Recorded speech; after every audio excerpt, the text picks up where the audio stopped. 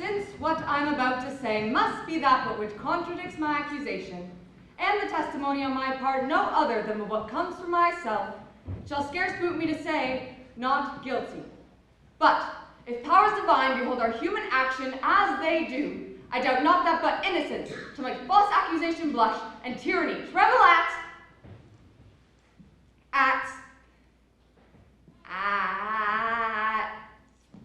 bollocks. Tremble at patience. Patience. Patience.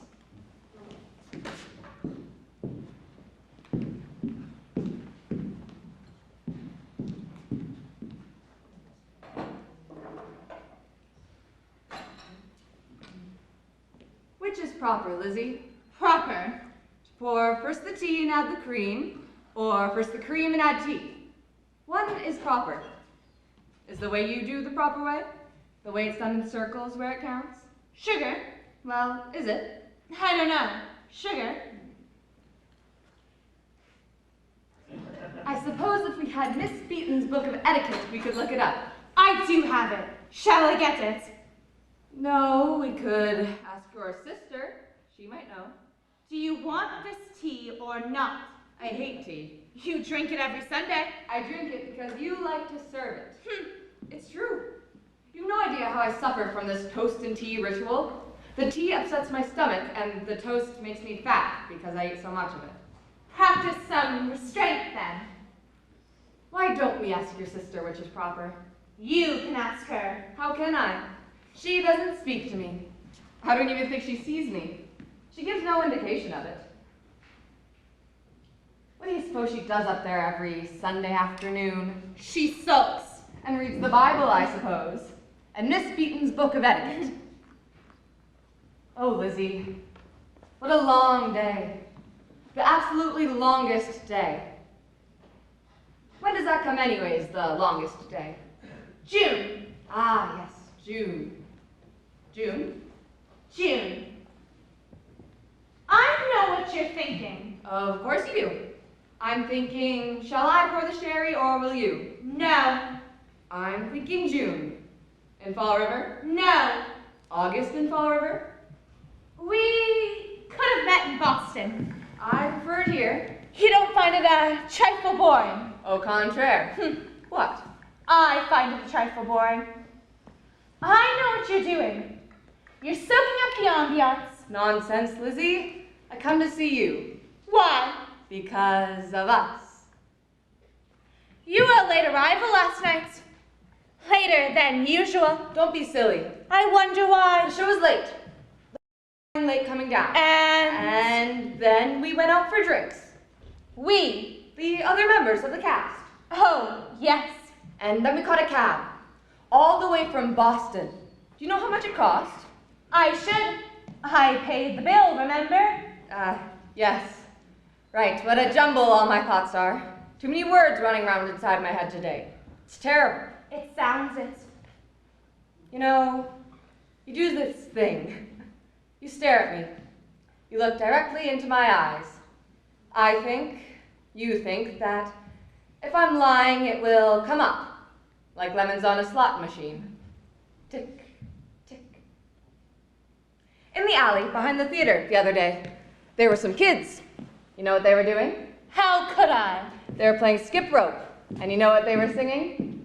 Lizzie Borden took an axe, gave her mother 40 whacks. When the job was nicely done, she gave her father 41. Did you stop them? No. Did you tell them I was acquitted? No.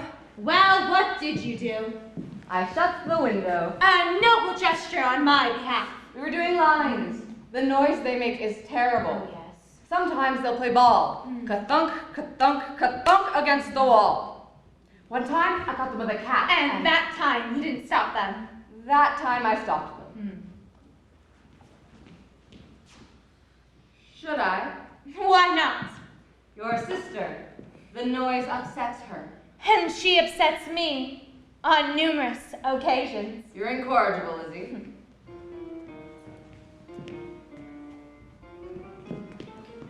Do you think your jawline's heavy? Why do you ask? They said you had jowls. Did they? The reports of the day said you were definitely jowly. That was 10 years ago. Imagine, you were only 34. Yes. Happened here. This house. You're leading. I know. I don't think I'm jolly. Then, do you? Lizzie? Lizzie? What? Did you? Did I what? You never tell me anything. I tell you everything. No, you don't. Oh, yes, I do. The most personal things about myself. My thoughts, my dreams, my... But never that one thing. And those will make you fat. Do you suppose people buy you drinks? Or cast you even? Because you have a liaison with Miss Lizzie Borden. Do you suppose they do that? They cast me because I'm good at what I do. They never ask. They never pry. What's she really like? Is she really jowly? Did she? Didn't she? What could I tell them? You never tell me anything. I tell you everything. But that. You think everyone talks about you. They don't.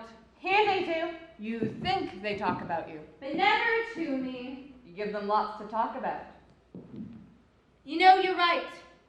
Your mind is a jumble. I told you so. You know, you remind me of my sister. Oh, God. In what way? 10 years, day in, day out. Sometimes at breakfast as she rolls crumbs into little balls of bread. Sometimes at night or noon even. Did you, Lizzie? Lizzie, did you? 10 years. Day in, day out. Oh, yes. She sits here, where Papa used to sit. And I sit here where I've always sat. She looks at me, and then at her plate. And then back at me, and then back at her plate. And then back at me, and she asks, did you, Lizzie? Lizzie, did you? Did you, Lizzie? Lizzie, did you? Well, what do you think, Emma? Oh, I think you didn't. I know you didn't. What a thought. After all, you were acquitted. Yes, I was. But sometimes when I'm on the street, or shopping, or at church even, I catch someone's eye. They look away, and I think to myself, Did you, Lizzie? Lizzie, did you? Poor Emma. well, did you? Is it important? Yes. Why? I have a compulsion to know the truth. The truth. Yes.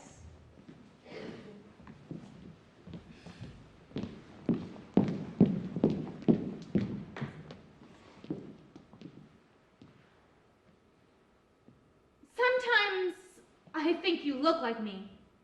And you're not jowly. No. You look like me. Or how I think I look. Or how I ought to look. Sometimes you think like me. Do you feel that? Sometimes. Well, you shouldn't have to ask then. Did I deny you? Tell me. I'll tell you what I think. I think you're aware there's a certain fascination in the ambiguity. You always paint the background, but leave the rest to my imagination. Did Lizzie Borden take an axe? If you didn't, I should be disappointed. And if you did, well, I should be horrified. And to which is worse? To have murdered one's parents, or be a pretentious small-town spinster, I don't know. Why are you always so cruel to me? I'm teasing, Lizzie. I'm only teasing. Come on, paint the background again. Why? Perhaps you'll give something away.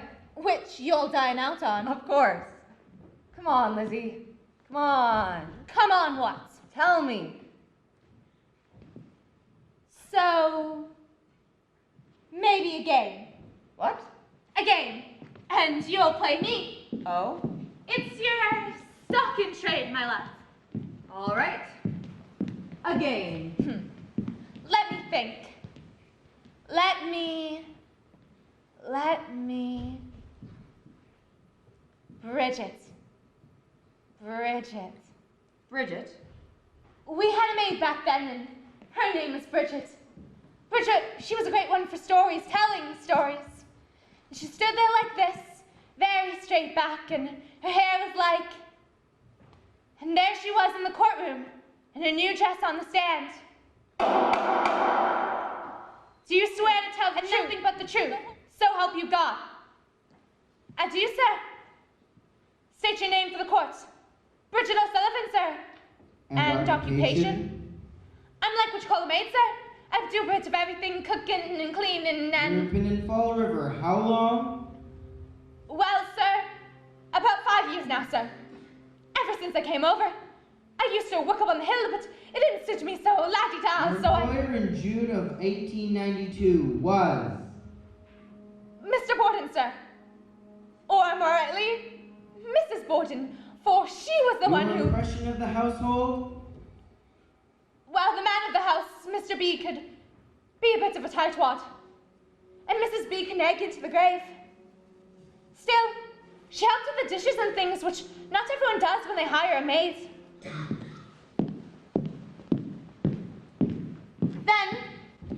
Then there were the daughters. Miss Emma and Lizzie. And Mr. Wingate. Mrs. B's brother, who had stayed for the night and was, well... Ah! Get off with you! Come on, Bridget, give me a kiss.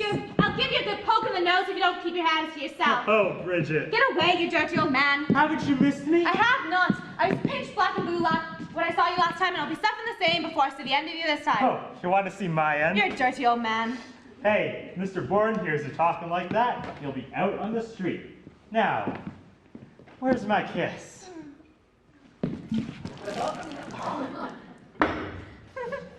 And would you like another one, would you? And leave me towels alone. Soaked my shirt. Oh, shut up and pour yourself a cup of coffee. Oh, you've got no sense of fun, Bridget. Well, now, if you try acting like the gentleman farmer you're supposed to be, Mr. Wingate. I'm telling you, Bridget, you can't take a joke. If Mr. Borden sees you joking, it won't be his maid who'll be thrown out, but his brother-in-law, and that's the truth. Hey, it's between you and me. It's between you and me, eh? There ain't nothing between you and me.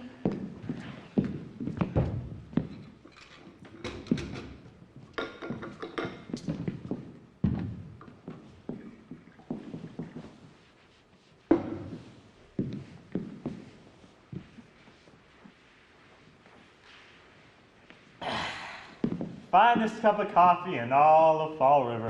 There ain't no use getting on my good side. It's too late for that. Bridget, you know, it tickles my fancy. No, and I don't want to now. It's your Irish temper. Oh, it is, isn't it? Can I ask you something? Oh, Does Miss Lizzie know you're here? I said, does Miss oh, Lizzie... why do you bring her up? So she don't then, eh? It's a surprise visit. No surprise to her father. Oh. Yeah, we got business. I'd have thought that last bit of business was enough. That's not for you to say. You don't learn a thing from me or Lizzie, do you? Hey, listen here. You mean you forgot how mad she was last time when you got her father to sign the rep for the mill house over to your sister? Oh my. She's his wife, ain't she? Second wife. Yeah, she's still got her rights. It's not up to me to say who's got rights and who doesn't. All I can say is this. Miss Lizzie doesn't see it that way. It don't matter how Miss Lizzie sees it. Oh, it matters enough.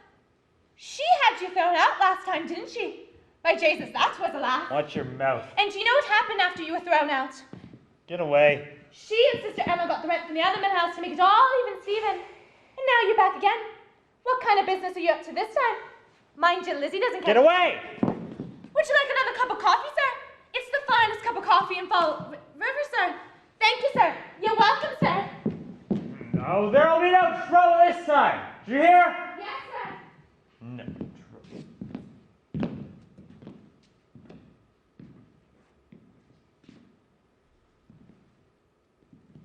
What the hell's this? I say, is this for breakfast? Is what for? Oh, no. Mr. Borden's not economizing to that level just yet. Those are crusts for Miss Lizzie's birds. What birds? Some sort of pet pigeon she's got keeping out back. Miss Lizzie loves her birds.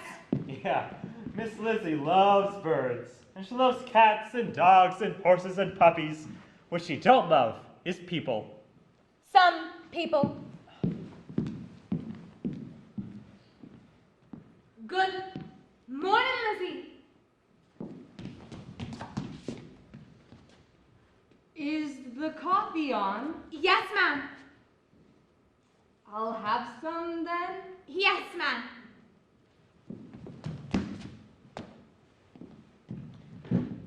I think I'll go back and chop some of that kindling.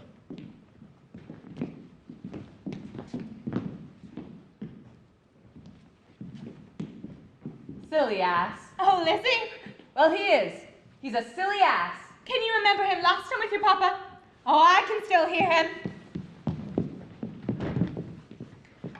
Now, Andrew, I've spent me life raising horses, and I'm gonna tell you this. A woman is just like a horse. You have to keep on a tight rein, or next thing you know, she'll take the bit in her teeth, and road, destination, and purpose are all right behind you. And you'll be damn lucky if she doesn't toss you right in her sewer ditch. Stupid bugger. My Lizzie, what would your papa think of such language? Well, I've never used a word I didn't hear from him first. And do you think he'll be congratulating you? Possibly not. Possibly not is right. And what if Miss B should hear you? I hope and pray that she does. You know what I think, Bridget? I think there's nothing wrong with Miss B. That losing 80 pounds and tripling her intellect wouldn't cure. You ought to be ashamed. It's the truth, isn't it? Still, what a way to talk of your mother. Stepmother. Yes, still, you don't really mean it now, do you? Don't I? She's a silly ass, too. Shh. It's all right. She's deaf as a picket fence when she wants to be. What's he here for? Never said. He's come to worm more money out of Papa, I bet. Lizzie, What? your sister, Lizzie. You'll want to be quiet, Lizzie. A body can't sleep for the racket upstairs. Oh? You've been making too much noise. It must have been Bridget. She dropped a pot. Didn't you, Bridget? A number of pots by the sound of it. I'm all thumbs this morning, ma'am. You know, it didn't sound like pots. Oh? It sounded like voices. Oh. It sounded like your voice, Lizzie. Maybe you dreamt it. I wish I had, for someone was using words no lady would ever use. When Bridget dropped the pot, she did say, pshaw. Didn't you, Bridget? Pshaw, that's what I said. That's not what I heard.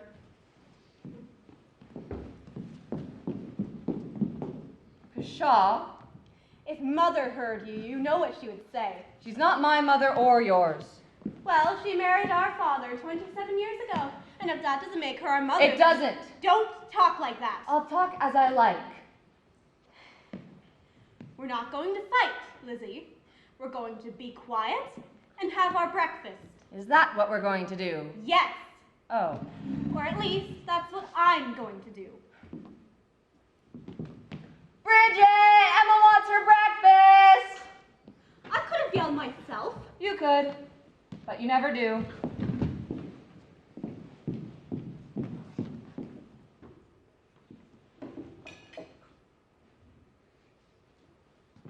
Thank you, Bridget.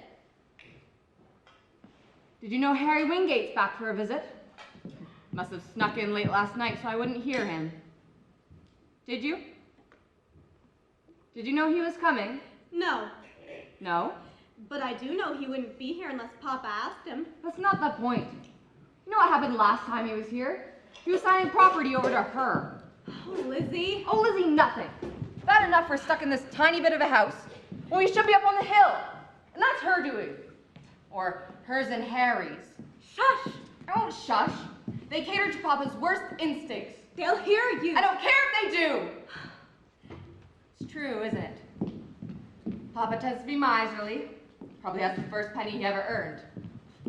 Or more likely, she has it. You talk rubbish. Papa can be very warm-hearted and generous, but he needs encouragement. If Papa didn't save his money, Papa wouldn't have any money. And neither will we if he keeps signing things over to her. I'm not going to listen. Well, try thinking. Stop it! Someday, Papa will die. Don't say that.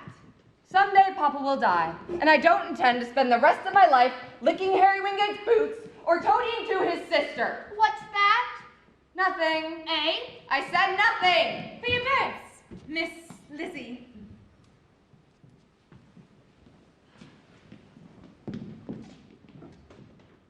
You want to know what I think? I think she's a fat cow and I hate her. Lizzie. Morning, Mother.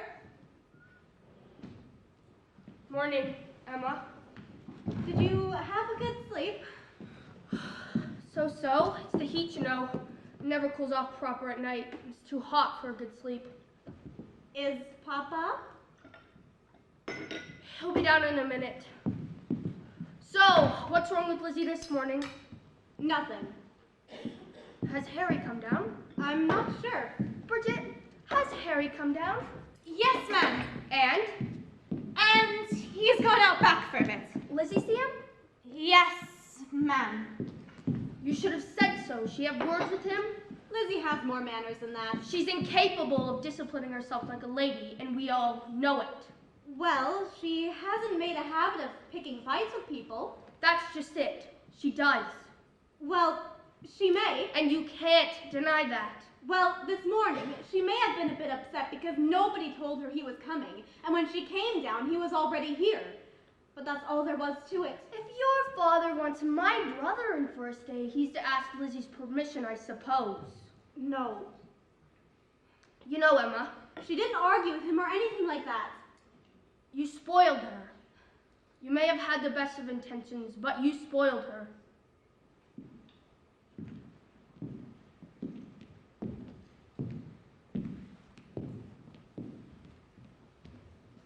I was 34 years old, and I daydreamed. I did. I daydreamed. I dreamt that my name was Lisbeth, and I lived up on the hill in a corner house, and my hair wasn't red. I hate red hair. When I was little, everyone teased me. When I was little, we never stayed in this house for the summer. We'd go to the farm. I remember my knees were always covered with scabs. God knows how I got them. But you know what I do? I'd sit in the field and I'd roll up my skirts and my petticoats and my bloomers and I'd roll down my stockings and I'd pick the scabs on my knees. And Emma would catch me. Do you know what she'd say? Nice little girls don't have scabs on their knees. Poor Emma. I daydreamed. I did. I dreamt that someday I was going to live up on the hill in a corner house. I'll have parties, grand parties. I'll be witty, not biting, but witty. Everyone will be witty.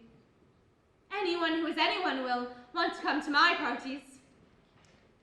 And if I can't live up on the hill in a corner house, I'll go to the farm. All by myself on the farm. There was a barn there with barn cats and barn kittens and 2 horses and swallows that lived in the eaves. The birds I kept here were pigeons, not swallows. They were gray, a dull gray. But when the sun struck their feathers, I'd see blue. A steel blue with a sheen.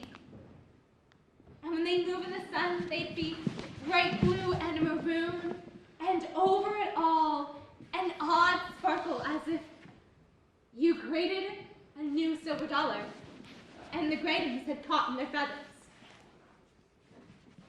Most of the time, they were dull, and stupid perhaps. But they weren't really. They were hiding, I think. They knew me. They liked me. The truth is, 34 is too old to daydream. The truth is, she's spoiled rotten, and we're paying the piper for that.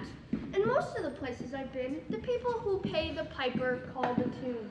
Of course, I haven't had the advantage of a trip to Europe with a bunch of lady friends like our Lizzie had 3 years ago, all expenses paid by her father.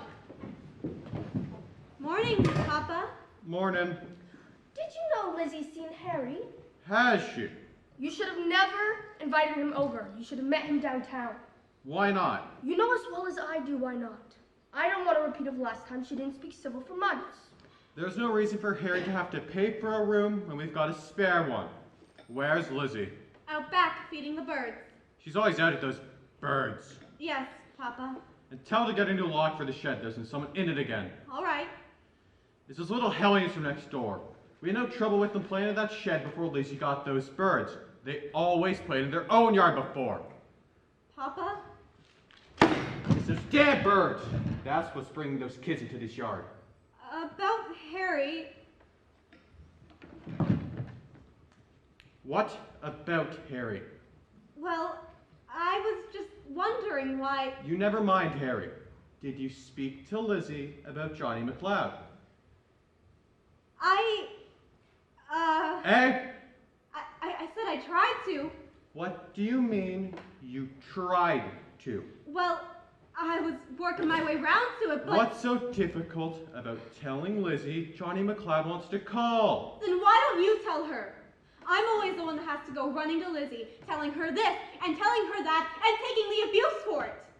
We all know why that is. She can wrap her father around her little finger. Always has, always could. If everything else fails, she throws a tantrum and her father buys her off. Trip to Europe, rent to the mill house. It's all the same. Papa, what is Harry here for? None of your business. And don't you go running to Lizzie, stirring things up. You know I've never done that. What she means?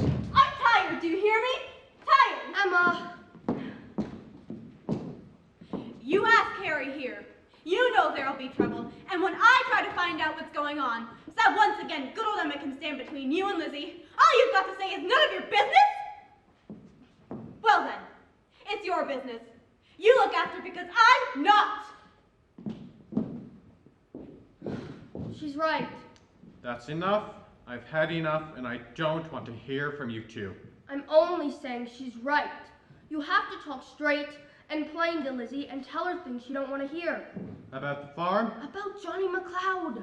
Keep your mouth shut about the farm and she won't know the difference. All right. Speak to her about Johnny McLeod. All right. You know what they're saying in town about her and that doctor. They say if you live on 2nd Street and you need a house call and you don't mind the Irish, call Dr. Patrick. Dr. Patrick is very prompt with the 2nd Street house calls. Do they really say that? No, they don't. I'm telling a lie. But he is very prompt getting to 2nd Street. Do you know why? Why? Well, he's hoping to see someone who lives on 2nd Street. Someone who's yanking up her skirt and showing her ankle so she can take a decent-sized step, forgetting everything she was ever taught in this Cornelius School for Girls, and talking to the Irish as though she never heard of the Pope. Yes, he's very prompt getting to 2nd Street. Getting away is something else entirely. Ah, good morning, Miss Borden. I haven't decided if it is or it isn't. No, you've got it all wrong. The proper phrase is, good morning, Dr. Patrick. And then you smile, discreetly of course, lower the eyes just a titch, twirl the parasol. The parasol? The parasol, but not too fast. And then you murmur in a voice that was ever so sweet and low. And how are you doing this morning, Dr. Patrick? Your education's been sadly neglected, Miss Borden. You're forgetting something. You're married. And Irish, besides. I'm supposed to ignore you. No? Yes. Don't you realize? Papa and Emma have fits every time we engage in illicit conversation. They're having fits right now. Well, does Mrs. Borden approve? Ah, she's the real reason I keep stopping and talking. Mrs. Borden is easily shocked. I'm hoping she dies from the shock. Why don't you Run away from home, Lizzie. Why don't you run away with me? Where'll we go? Boston. Boston. For a start. And when will we go? Tonight. Ah, but you don't really mean it, do ya? You're having me on. I do mean it.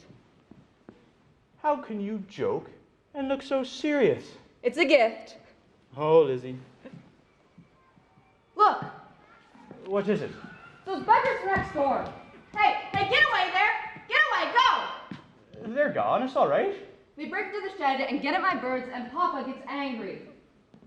They're kids, it's a natural thing. Well, Papa doesn't like it. They just want to look at the birds. Papa says what's his is his own. You need a formal invitation to get into our yard. How's your wife? My wife. Shouldn't I ask that? I thought nice, polite ladies always inquired after the wives of their friends, or acquaintances, or whatever. You've met my wife. My wife is always the same. How boring for you. Mm-hmm. And for her. Yes, indeed. And for me. Do you know what they say, Lizzie? They say that if you live on 2nd Street, and you happen to need a house call, and you don't mind the Irish, call Dr. Patrick. Dr. Patrick is very prompt with his 2nd Street house calls. I'll tell you what I've heard them say. 2nd Street is a nice place to visit, but you wouldn't want to live there. I certainly don't. Lizzie! Well, look who it is. Have you had the pleasure of meeting my uncle, Mr. Wingate? No, Miss Borden, that pleasure has never been mine. It's exactly how I feel. Mr. Wingate, sir. Dr. Patrick, is it? Yes, it is, sir. Who is sick? No one. He's just stopping by for a visit. You see, Dr. Patrick and I are very old, very dear friends. Isn't that so? Well, it's her sense of humor, sir, a rare trait in a woman. You best get in, Lizzie. It's getting on lunchtime. Don't be silly, we just... You best get in. Would you give me your arm, Dr. Patrick?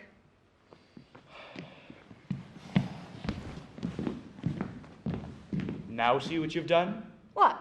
You've broken 2 of my ribs and ruined my reputation all in one blow. It's impossible to ruin an Irishman's reputation. I'll be seeing you, Lizzie. They're saying it was time you were married. What time's that? You need a place of your own. How would getting married get me that? Though I don't know how anyone would put up with your moods. What about me putting up with his? Oh, Lizzie. What? Don't men have moods? I'm telling you, God is my witness. She is out there, on that walk, talking to that Irishman, and he has fallen all over her. What's the matter with you? For her own sake, speak to her. I will. Talk around town can't be doing you any good. Harry's right. Yes, sir. He's telling you what you should know. How the hell is a man supposed to manage a business if he can't even manage his own daughter? That's what they're saying around town. Don't even matter a damn whether there's any sense to it or not. I know that. Knowing is one thing. Doing something about it is another. What are you going to do about it? God damn it, woman. I said I'm going to speak to her, and I am. Well, speak good and plain this time. Jesus Christ, woman. Your speaking to Lizzie is a ritual around here. Abby, She talks, you listen, and nothing changes. that's enough. Emma isn't the only one that's fed to the teeth. Shut up.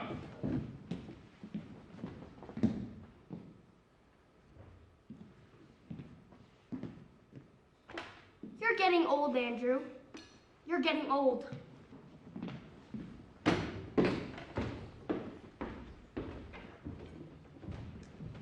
Here. Thanks. I used to think by my 70s I'd be bouncing a grandson on my knee. It's not too late for that. Nope. Never had any boys. And girls don't seem to have the same sense of family. You know, it's all well and good to talk about speaking plain to Lizzie, but the truth of the matter is, if she puts her mind to a thing, she does it. And if she don't, she don't. It's up to you to see that she does. It's like Abby says, knowing is one thing, doing something about it is another. You're lucky you never brought any children into this world, Harry. Don't have to deal with them. That's no way to be talking. Well, there's Emma. Emma's a good girl. When Abby and I get on, there'll always be Emma. Well, you didn't sit here to listen to my girls, did you, Harry? You didn't come here for that. Business? We'll see what you got. It's a good deal, Andrew. I think you're gonna like it. I can remember distinctly the time I was undressing for bed and there were no more scabs on my knees. Finally, I thought, I'm the good little girl Emma always wanted me to be. But it wasn't quite that. I was just growing up and I didn't fall down quite so often. Do you suppose there's some sort of magic formula for being a woman? It's given to every baby girl at birth. It's the last thing right before birth, stamped indelibly on the brain, kathad. And through some terrible oversight, perhaps the death of my mother, I didn't get that kathad. I was born defective. No. Not defective? Just born. Gentlemen of the jury, I ask you to look at the defendant, Miss Lizzie Borden. I ask you to recall the nature of the crime of which she is accused. I ask you, do you believe Miss Lizzie Borden, the youngest daughter of a scion of our community, a recipient of the fullest amenities our society can bestow upon its most fortunate members, do you believe Miss Lizzie Borden capable of wielding the murder weapon? 32 blows, gentlemen, 32 blows, fracturing Abigail Borden's skull, leaving her bloody and broken body in an upstairs bedroom. Then, Miss Borden, with no trace of frenzy, hysteria, or blood upon her person, engages in casual conversation with the maid, Bridget O'Sullivan, while awaiting her father's return home. Upon which, after sending Bridget to her attic room, Miss Borden deals 13 blows to the head of her father, and minutes later, in a state utterly compatible with that of a loving daughter upon discovery of murder most foul, Miss Borden calls for aid. Is this the aid we give her? Accusation of the most heinous and infamous of crimes? Do you believe Miss Lizzie Borden capable of these acts? I can tell you, I do not. I can tell you these acts of violence are acts of madness. Gentlemen, if this gentlewoman is capable of such an act, I say to you, look to your daughters. If this gentlewoman is capable of such an act, which of us can lie abed at night, hear a step upon the stairs, a rustle in the hall, a creak outside the door? Which of you can plump your pillow, nudge your wife, close your eyes, and sleep? Gentlemen, Lizzie Borden is not mad. Gentlemen, Lizzie Borden is not guilty.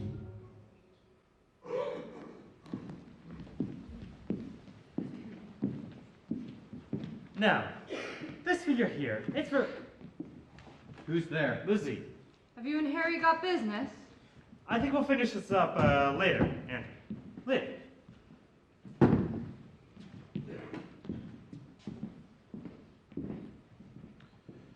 Lizzie, What? could you sit down a minute? If it's about Dr. Patrick again, It isn't. Good. But we could start there. Oh, Papa. Sit down, Lizzie. But I've heard it all before. Another chat for a wayward girl. Bite your tongue, Lizzie. First off, I want you to know that I understand about you and the doctor. What do you understand? I understand that it's a natural thing. What is? I'm saying that there's nothing unnatural about the attraction between a man and a woman. That's a natural thing. I find Dr. Patrick amusing and entertaining, if that's what you mean. Is that what you mean? This attraction points something up. You're a woman of 34 years. I know that. Just listen to me, Lizzie. I'm choosing my words and I want you to listen. Now, In most circumstances, a woman of your age would be married, eh? Have children, be running her own household. That's a natural thing. Eh, Lizzie? Eh? I don't know. Of course you do. You're saying I'm unnatural. Am I supposed to agree? Is that what you want? I'm not saying that. I'm saying the feelings you have towards Dr. Patrick... What feelings? What's happening there I can understand. But what you have to understand is that he's a married man and that there's nothing for you there. If he weren't married, Papa, I wouldn't be bothered talking to him. It's a game, Papa. A game. A game. You have no idea how boring it is looking eligible, interested, and alluring when I feel none of the three. So I play games. And it's a blessed relief to talk to a married man. What are his feelings for you? I don't know, I don't care. Can I go now? I'm not finished yet. Sit down, Lizzie.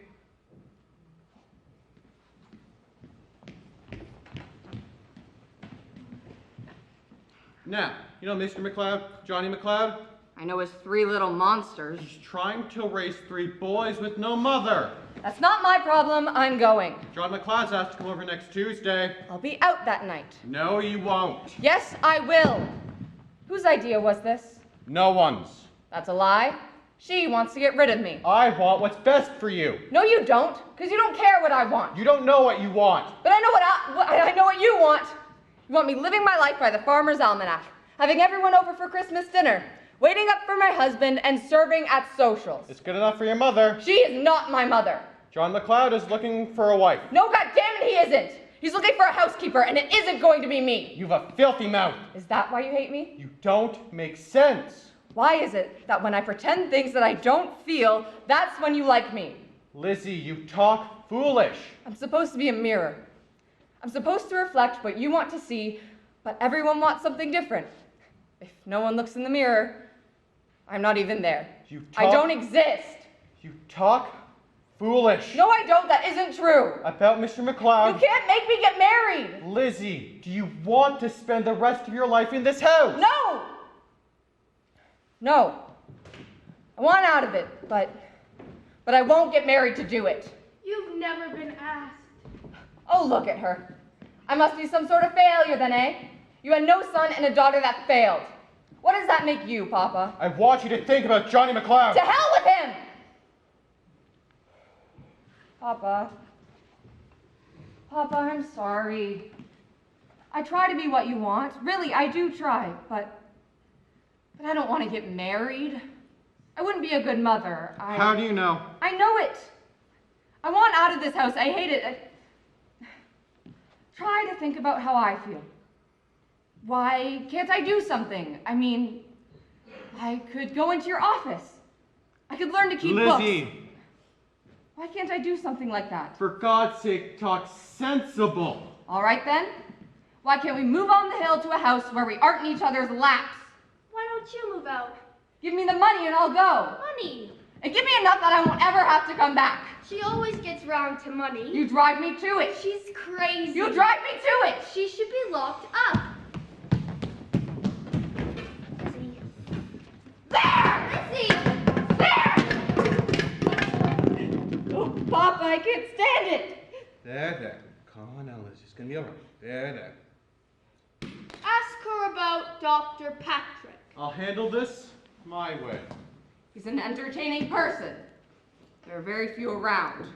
Fall River ain't no Paris, and ain't that a shame for our Lizzie? One trip 3 years ago, and you're still harping on it. It's true, Papa. An elephant never forgets. Show some respect. Get back out when I hate her. Now you'll see Miss McLeod Tuesday night. No. Get the hell upstairs to your room. No. I said get upstairs to your room. I'll go when I'm ready. I said go! No!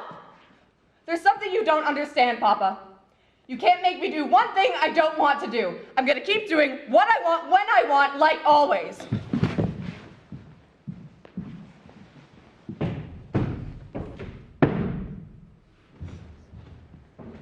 You know, Lizzie, your father keeps you. You got nothing but what he gives you, and that's a fact of life. You gotta come to deal with facts. I did. And married Papa. What? You got stuck, so I should too. Is that it? I took on a man with 2 little ones, and Emma had been like your mother. You got stuck, so I should too. I just know this time, in the end, you'll do what your father says. You'll see. No, I won't.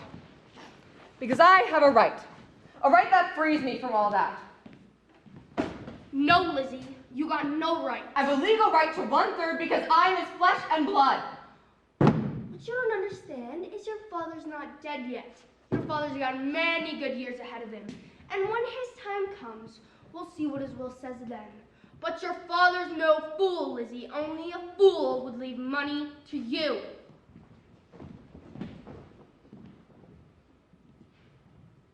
Well, you outdid yourself this time, Lizzie.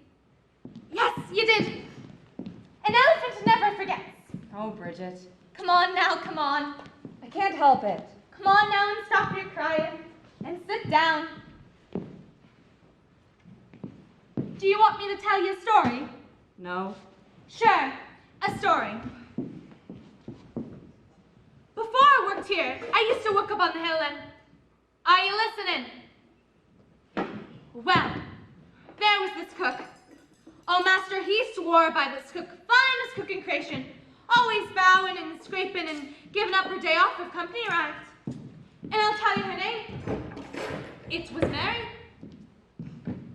And while master'd be out serving drinks in the parlor, do you know what Mary'd be doing? What? She'd be spitting in the soup. No. Yes, and she'd smile as they served it. You're lying. And I've seen her cut a pear for an omelet. You're lying. Cross me heart, they thought it was pepper. Oh, Bridget. I've seen her serve mutton stew when it's gone off and gone bad. Gone bad? Yes, Lizzie, and I daren't tell you what they served up in foods for fear you'd be sick. That's funny. Yes, well, I'm telling you this. I kept on the good side of cook. Bridget, do you like me? Sure I do. You should try being more like Cook, Lizzie. Always smiling and getting around things and... Yeah. It's not fair that I have to. There ain't nothing fair in this world, Lizzie. Well, then I don't want to. Oh, Lizzie. Lizzie. You dream, Lizzie. You dream dreams. Work? Be sensible. What work could you do? I could... No. I could... No. I could... No. I dream. You dream of a carousel. You see a carousel. You see lights that go on and go on. You see yourself on a carousel horse. A red painted horse with its head in the air and green staring eyes and white flowing mane. It looks wild. It goes up and comes down and the carousel rolls round with the music and the lights on and on. And you watch yourself on the horse. You're wearing a mask, a white mask like the mane of the horse. It looks like your face except that it's rigid and white, and it changes. With each flick of the lights, the expression, it changes, but always so rigid and hard, like the flesh of the horse that is red that you ride. You ride with no hands. No hands on this petrified horse. Its head flung in the air. Its wide eyes staring like those of a goat run down by the dogs. And each time you go round, your hands rise a fraction nearer the mask. And the music and the carousel and the horse, they all three slow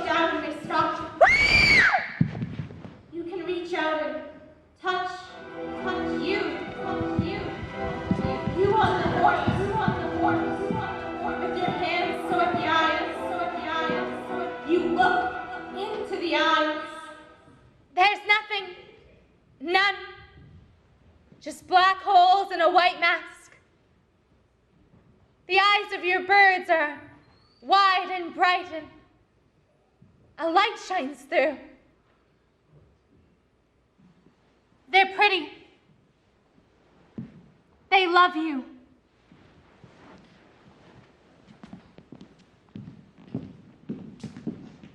I want this settled, Harry. I want it settled while Lizzie's out back.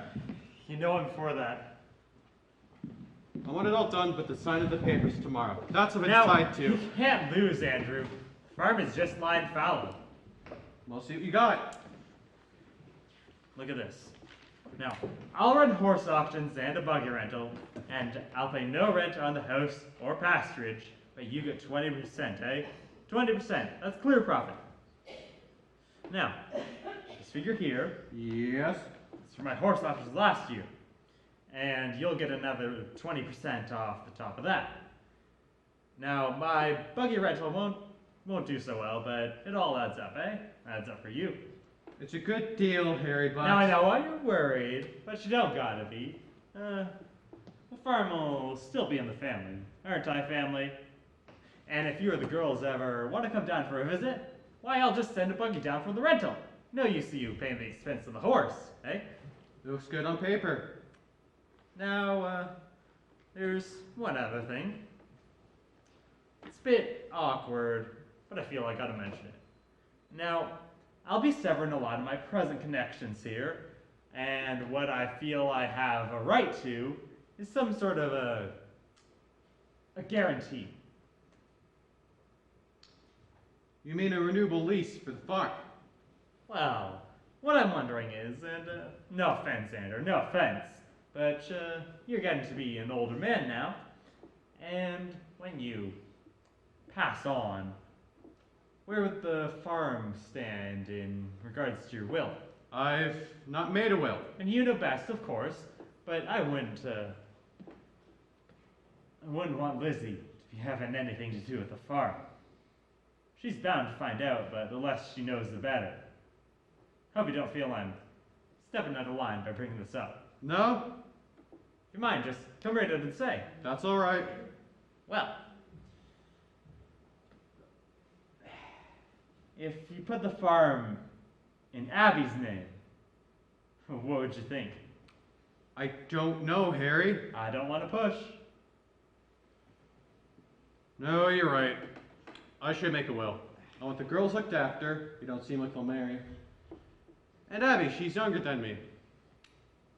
Makes a difference money-wise. With no men in the family, you know? Well, you know you can count on me for whatever. If I changed titles to the farm, Abby would have to come down to the bank. I wouldn't want Lizzie to know. Right. Well, here's what you can do. You go downtown, then you send a note up for Abby. You see, she gets a note, says it's from a sick friend or something. Then she comes downtown, meets you at the bank, and then signs the papers giving her the title. Bob's your uncle. Simple as that. I'll give it some thought. See, Abby owns the farm, and it makes no difference to you, but Who's there? it's Lizzie.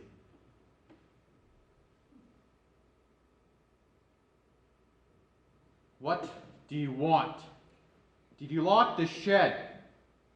Is the shed locked? Well, make sure it stays that way. I don't want any more of those damn kids in this yard. I think we've covered everything, Harry. Tomorrow we'll settle it. Tomorrow then. Good enough. I think I'll go finish chopping that kindling. Give me a shout when it's lunchtime. Papa, What is it?